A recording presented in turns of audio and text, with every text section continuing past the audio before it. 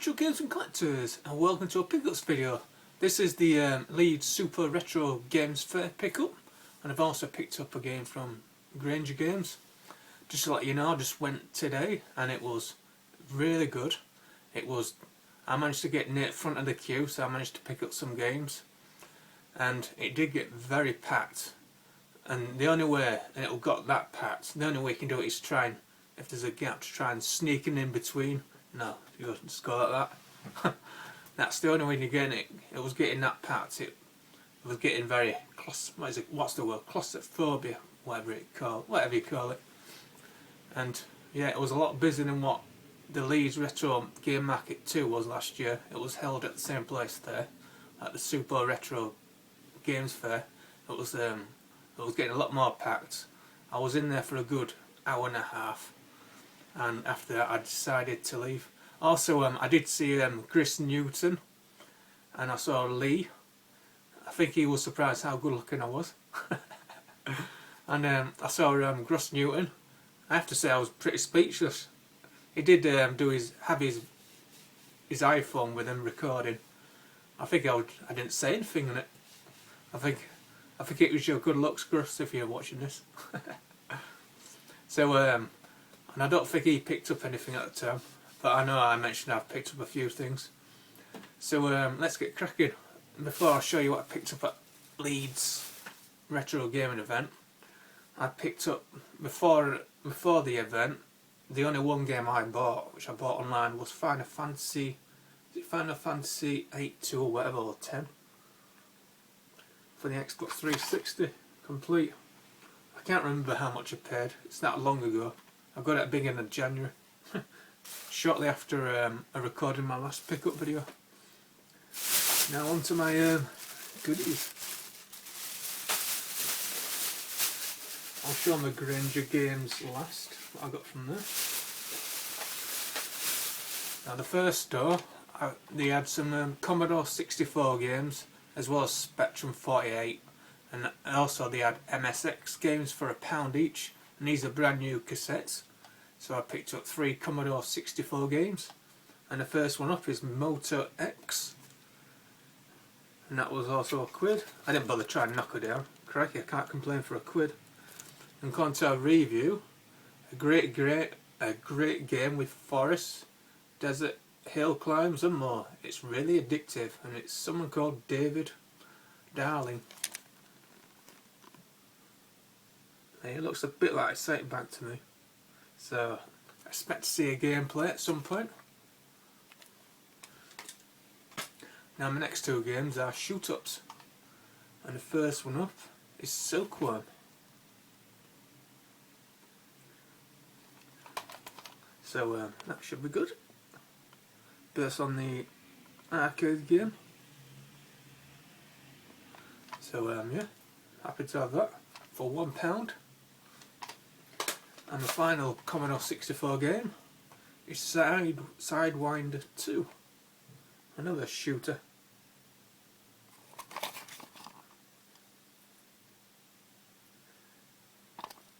So expect to see gameplay videos from them 3 when I can get my ass hooking up my Commodore 64, because it's boxed up.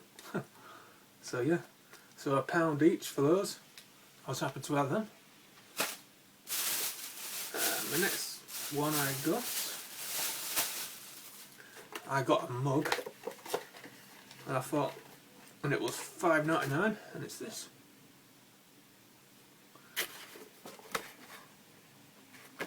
I'll get it out if I can. How do you get this out?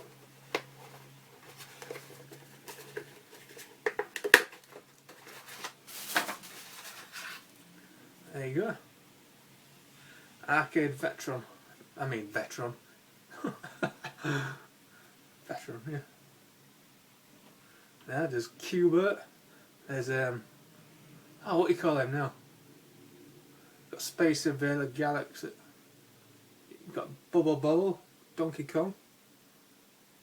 God, I can't remember his name now. That character there. Oh God, I've got a game with him in it as well. It'll come to me. Mine's gone dark. I can't remember. So there you go. So that's going to be my new mug.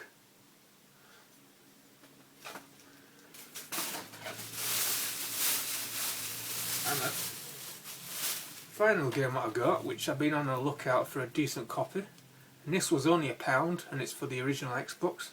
And is it Yagi, whatever. And that was just £1. So I was happy to have that.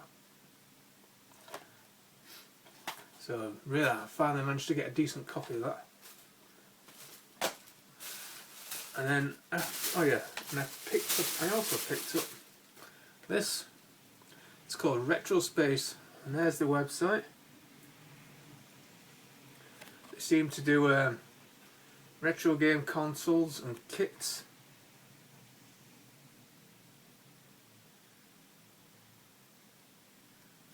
And also on Twitter and Facebook. Now I know some of you might know I've been looking at Raspberry Pi 2s because I'm looking at having a separate like emulation, because I do have a modded original Xbox, but I'm looking to add one which has, so I can add even an external hard drive, and I've been looking at the Raspberry Pi 2 to emulate as well. So I want to put loads of arcade games as well as Neo Geo as well. So I'm looking at Raspberry Pi, getting a Raspberry Pi 2. So yeah, and I've also got an Xbox 360 arcade stick. So I'm going to have to have a look in if I can use that, hook that up to it, because that's powered by USB. So yeah, so that's that one. Now after the event, I went to Granger Games, and I bought this one, and I've been on a lookout for ages. Is it Kingdoms of Amal Retinin or whatever? And that was for £5. I have played a demo of this, and this is really good. I know it doesn't. This game doesn't come with a manual. That's the nearest it'll come with a manual. So happy to have that in my collection. So I'm actually going to play this straight after this video.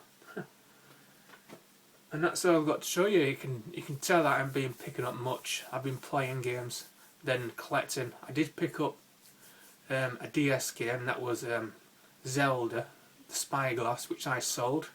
And if you remember, I picked up a Star Wars Lego game. Well, I managed to find a brand new sealed one at, was it not Mine Shop? It was Scope. That's it. It was at Scope Shop. That's my local charity Scope Shop, and I found a brand new sealed one for 50 pence, and I sold that as well. So I made a bit of money on both, and that's basically paid for all that. So that's all I've got to show you.